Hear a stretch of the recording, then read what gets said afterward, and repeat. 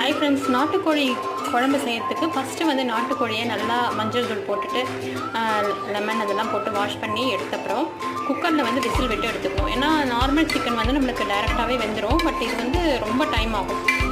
So அதனால் நான் என்ன பண்ணேன், குக்கரில் ஒரு 2 விசில் வச்சு எடுத்திருக்கேன். அதுலேயும் வந்து நான் மஞ்சள் தூள், மிளகாய்த்தூள், அப்புறமா 1 ஸ்பூன் கம்மியாக மிளகாய்த்தூள் போட்டிருக்கேன். அப்புறமா இஞ்சி பூண்டு பேஸ்ட் போட்டிருக்கேன். ஏன்னா நம்ம சூப் மாதிரி குடிக்கலாம் அப்படின்னு சொல்லிட்டு. இப்போ நான் இதை தான் வந்து எடுத்து